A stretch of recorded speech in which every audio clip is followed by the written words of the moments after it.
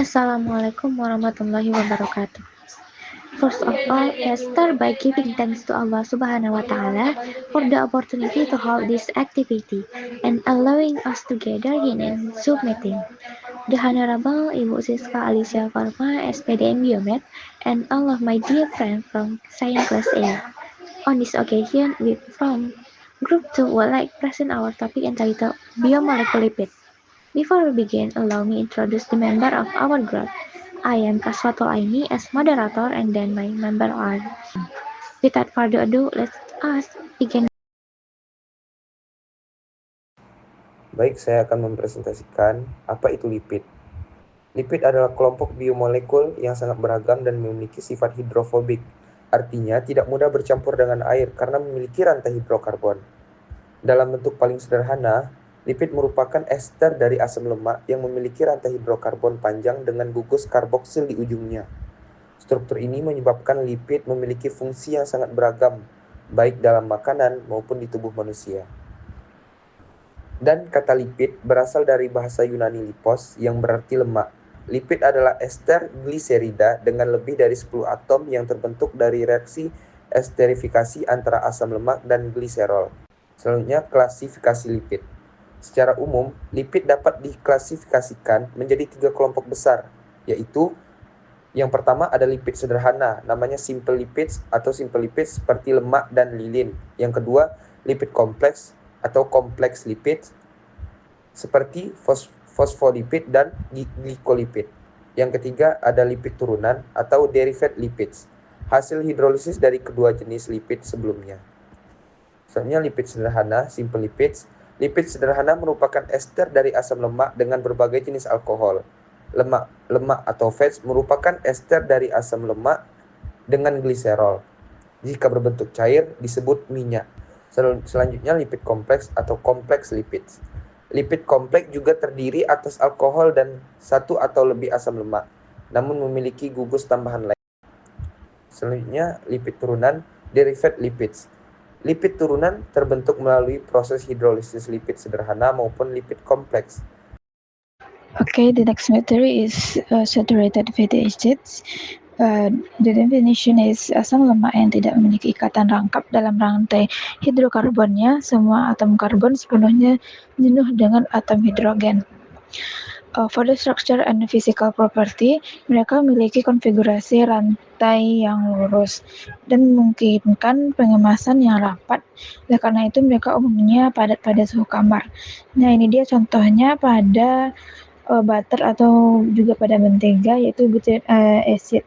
Juga ada selanjutnya ada unsaturated acid, itu adalah asam lemak tak jenuh. Asam lemak tak jenuh ini terbagi menjadi 3, yaitu monosaturated, polyunsaturated, dan eicosanoid. Lanjut ada pencernaan lipid atau lipid digestion. Lipid digestion it begins in the oral cavity via lingual lipase and continue in the stomach through gastric lipase and is aided by mechanical emulsification. Jadi pencernaan lipid ini bermulai dari rongga mulut melalui lipase lingual, lalu berlanjut di lambung melalui lipase lambung dan dibantu oleh emulsifikasi mekanis, yaitu gerakan peristaltik. The next is in the duodenum, fats are emulsified into smaller particles and mixed with bile cells and pancreatic enzyme. Jadi di duodenum emulsikan menjadi partikel lebih kecil dan bercampur dengan garam empedu dan enzim pankreas. The next is at pancreatic lipase, it hydrolyzes triacylglycerol or TAG into 2-monoacylglycerol or 2-MAG and free fatty acids. Jadi lipase pankreas itu menghidrolisis triacylglycerol atau TAG menjadi 2-monoacylglycerol atau 2-MAG dan asam lemak bebas yaitu FFA. Next is digestion and transport of dietary lipids. Triacylglycerol is the major storage lipid in the plants and animals that constitute our food supply. Jadi lipid adalah penyimpanan utama pada tumbuhan dan hewan yang menjadi bagian dari suplai makanan kita. And limited digestion of these lipids occurs in mouth is lingual lipase and stomach is gastric lipase. Pencernaannya itu terbatas dan lipid ini hanya terjadi di mulut, yaitu melalui lipase lingual, dan di lambung melalui lipase lambung. Lingual and gastric lipase are produced by cells at the back of the tongue and in the stomach. Jadi, lipase lingual dan gastric itu diproduksi dari sel yang berada di belakang lidah dan yang berada di perut atau lambung. Action of pancreatic lipase. Pancreatic lipase is the main enzyme that digests triacylglycerol and is secreted together with cholipase in response to cholecystokinin. Lipase pankreas adalah enzim utama yang mencerna triacylglycerol dan disekresikan bersama kolipase sebagai respon terhadap cholecystokinin. When acidic enzymes enter the duodenum, secretin is released, stimulating secretion of bicarbonate to neutralize acidity and optimize pH for enzyme function. Bile cells may inhibit lipase activity by coating fat droplets, but colipase ensures lipase to the droplets and restore its cavity. Jadi ketika asam memasuki duodenum, sekretin itu dilepaskan dan merangsang sekresi bikarbonat untuk menetralkan keasaman dan mengoptimalkan pH untuk fungsi enzim selanjutnya. Garam empedu dapat menghambat aktivitas lipase dengan melapisi droplet lemak, tetapi kolipase menambatkan lipase ke droplet dan mengembalikan aktivitasnya. Berikut ada gambar alur pencernaan lipid. Jadi lipid itu dicerna mulai dari mulut. Pada proses pencernaan lemak dimulai di rongga mulut dengan bantuan lipase lingual, kemudian berlanjut ke lambung dengan lipase lambung. Selain itu, gerakan mekanis lambung atau peristaltik juga membantu memecah lemak. Setelah dari lambung, setelah masuk ke usus atau duodenum, lemak akan diemulsikan menjadi partikel lebih kecil dengan bantuan garam empedu. Di sini juga ditambahkan enzim pankreas seperti lipase pankreas dan kolipase. Lalu mereka membentuk struktur yang disebut misel campuran. Nah, setelah itu ke lipase pankreas. Lipase pankreas itu punya peran yang sangat penting, yaitu memecah triacylglycerol atau TAG menjadi 2 monoasilglycerol dan asam lemak bebas FFA yang nantinya bisa diserap oleh usus. Okay, next material, absorption of dietary lipids, fatty acid and 2 monoglycerol from lipid digestion are packed in micelles, small microbe droplets emulsioned by bile cell. Micelle formation regulates bile cell concentrations of 5 to 15. Below this level, by cell remain solid above it micelle form.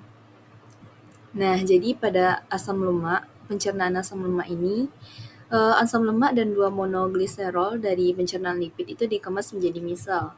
Nah, misel ini adalah mikrotetesan kecil yang diemulsi oleh garam empedu. Pembentukan misel ini membutuhkan konsentrasi garam empedu 5-15 m. Di bawah tingkat ini garam empedu tetap larut dan di atasnya itulah terbentuk misel. Misel also carry cholesterol, lipids, phospholipids, and fat-soluble vitamin. They travel through the untreated water layer to the intestinal epithelial microvilli, where lipids are absorbed while bile salts remain in the lumen. Nah, jadi pada misel ini dia juga membawa kolesterol, fosfolipid, dan vitamin yang larut dalam lemak. Mereka berjalan melalui lapisan air dan tidak diaduk ke mikrofili epitel usus. Nah, tempat lipid ini diserap sementara adalah garam empedu itu, sehingga garam empedu itu tetap berada di lumen. In hemolytic anemia, excess heme is processed by the liver and split into bilirubin, excreted in bile. If bilirubin production exceeds the liver's conjugation capacity, unconjugated bilirubin precipitates. Nah, pada anemia hemolitik, kelebihan hemo diproses oleh hati dan limpa menjadi bilirubin, dan dia itu diekskresikan melalui empedu. Nah, jika produksi bilirubin ini melebihi kapasitas konjugasi hati, bilirubin itu tak terkonjugasi dan akan mengendap. Di kantung empedu, endapan ini membentuk batu empedu atau kalsium bilirubinat. Nah, batu empedu ini bisa melewati saluran kistik ke saluran empedu yang lebih kecil dan diekskresikan ke dalam usus. Sedangkan yang lebih besar itu dapat menyebabkan penyumbatan aliran empedu atau kolestasis, sehingga seseorang yang mengalami ini dapat merasakan nyeri.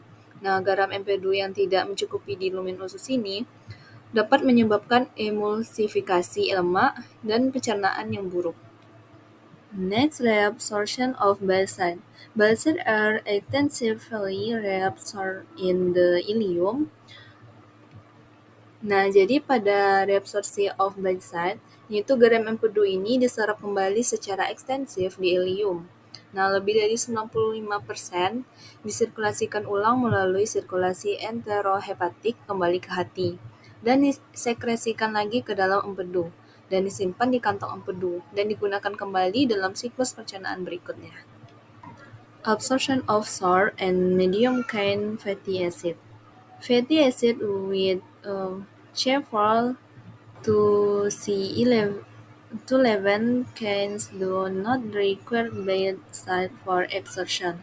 They are absorbed directly into intestinal epithelial cell, then enter the portal blood, not lymphatics, bound to albumin, and transported to the liver. Nah, jadi pada absorption of sour and medium chain fatty acid, ya, asam lemak dengan rantai C4 sampai C12 tidak memerlukan garam empedu untuk penyerapan, dan mereka diserap langsung ke dalam sel epitel usus, kemudian masuk ke darah portal atau bukan limfatik, dan terikat pada albumin dan diangkut ke hati. Oke, di sini saya akan menjelaskan gambar tentang absorption of dietary lipid. Jadi di sini ada gambar liver atau hati yang berfungsi mensintesis garam empedu dari kolesterol. Nah, garam empedu yang diekskresikan ke kantung empedu atau gallbladder itu disimpan, sehingga pada gallbladder atau kantung empedu saat makan lemak, kantung empedu itu berkontraksi dan mengeluarkan garam empedu ke usus halus atau duodenum atau jejunum yang membentuk common bile duct. Lalu, selanjutnya pada usus halus, terutama di bagian ileum, garam empedu ini membantu emulsifikasi lemak, sehingga memecah lemak menjadi partikel kecil agar mudah dicerna oleh lipase pankreas. Nah, setelah digunakan, kurang lebih 95% garam empedu yang diserap kembali ke ileum. Selanjutnya ada proses sirkulasi enterohepatik. Nah, garam empedu yang diserap di ileum ini masuk ke pembuluh darah portal, kembali ke hati dan digunakan ulang. Dan hanya sekitar 5% garam empedu yang dibuang lewat feses. Jadi pada gambar ini menjelaskan daur ulang garam empedu dari hati ke empedu, lalu ke usus dan diserap kembali ke dalam hati. Kembali ke hati. Nah, proses ini menghemat energi karena tubuh itu tidak perlu membuat garam empedu baru terus-menerus, dan hanya sebagian kecil 5% yang hilang melalui feses. Nah, sisanya itu dipakai ulang untuk membantu pencernaan lemak. Untuk membentuk triagliserol, proses ini dimulai dengan aktivasi asam lemak menjadi asil lemak CoA, lalu menggunakan mekanisme yang sama seperti langkah aktivasi sebelum oksidasi B. Asil CoA lemak kemudian bereaksi dengan 2 monogliserol dan menghasilkan diagliserol, dan selanjutnya bereaksi dengan asil CoA lemak lainnya membentuk triacylglycerol. Next, synthesis of chylomicrons. Triacylglycerol, due to their insolubility in water, triacylglycerol are packaged into lipoprotein particles to prevent coalescence that could impede blood flow. Nah, jadi trigliserol karena tidak larut dalam air sehingga trigliserol ini dikemas menjadi partikel lipoprotein untuk memecah penggabungan yang dapat menghambat aliran darah. Next, chylomicrons, intentional cell spikes triglycerol, protein, and phospholipid into chylomicron, which are lipoprotein that do not readily coalesce in the aqueous solution. Chylomicron also contain cholesterol and fat soluble vitamin, with the major component being dietary triglyceride. Jadi pada chylomicron, sel usus mengemas trigliserol, protein, dan fosfolipid menjadi chylomicron, yaitu lipoprotein yang tidak mudah menyatu dalam larutan air. Nah, chylomicron ini juga mengandung kolesterol dan vitamin yang larut dalam lemak. Nah, dalam komponen utamanya adalah trigliserida makanan. Apolipoprotein, the protein constitution of lipoprotein are known as apolipoprotein. Nah, jadi pada apolipoprotein, constitution protein lipoprotein ini dikenal sebagai apolipoprotein. Nah, dapat dilihat ada gambar struktur dari chylomicron. Jadi pada gambar tersebut ada bagian inti atau core, yaitu trigliserol TIG dan ester kolesterol. Nah, ini adalah lipid nonpolar atau hidrofobik. Nah, karena tidak larut dalam air, lipid ini disimpan di bagian tengah inti atau lipoprotein. Lalu, pada lapisan permukaan atau monolayer, terdiri dari fosfolipid dan kolesterol bebas, yang molekul amfipatik, yaitu punya bagian hidrofilik dan hidrofobik. Nah, jadi kalau dia itu hidrofilik, dia itu menyukai air, dan sedangkan hidrofobik dia tidak menyukai air. Nah, tugasnya itu membantu selubung agar inti lipid bisa larut di plasma darah yang berbasis air. Jadi definisi vitamin. Nah, vitamin yang larut dalam lemak yaitu A, D, E, dan K. Ini diserap dari misel bersama dengan asam lemak, rantai panjang, dan 2 monogliserol. Nah, pada grafik ini menunjukkan persentase komponen penyusun chylomicron, yaitu terdapat trigliserol, yaitu komponen utama yang jumlahnya paling besar, sekitar 85-90%.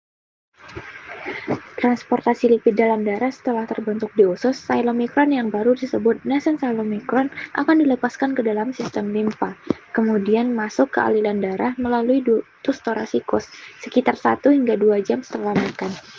Dalam peredaran darah, chylomicron akan berinteraksi dengan high density lipoprotein atau HDL untuk memperoleh 2 jenis apolipoprotein penting, yaitu ApoE dan ApoC2.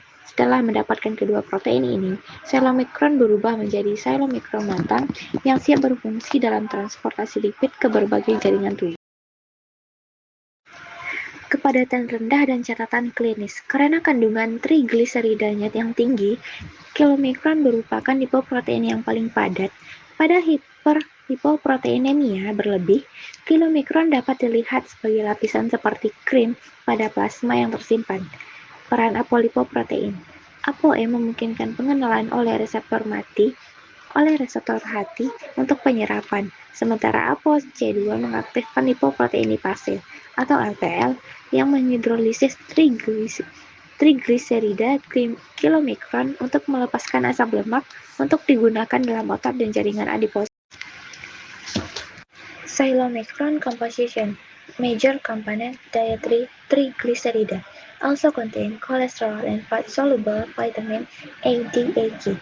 Protein part, apolipoprotein. Role of APLB40A, apolipoprotein B40A. Major structural protein of chylomicron derived from same gene as APLB100.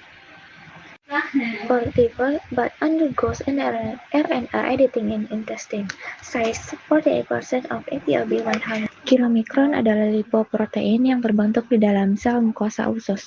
Chylomicron mengangkut gliserol, kolesterol, dan vitamin yang terlarut dalam lemak dari usus melalui sistem limfatik ke dalam aliran darah.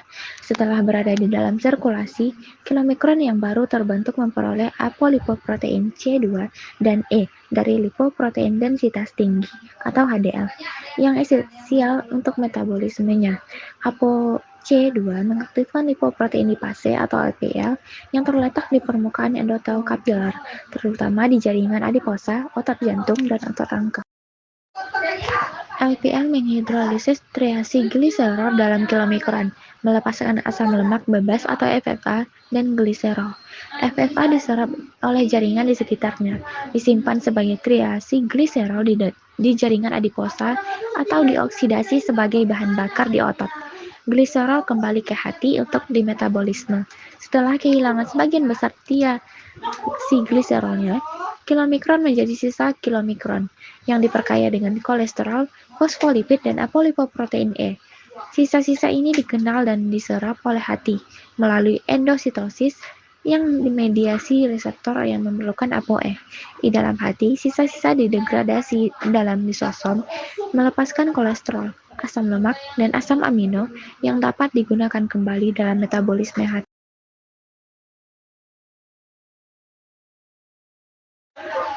As we come to the end of our section, I want to thank for everyone for their presentation and participation. I also want to extend a special thank you to our lecturer, Ibu Siska Alicia Farma, for your continued and support and constructive feedback. Assalamualaikum warahmatullahi wabarakatuh.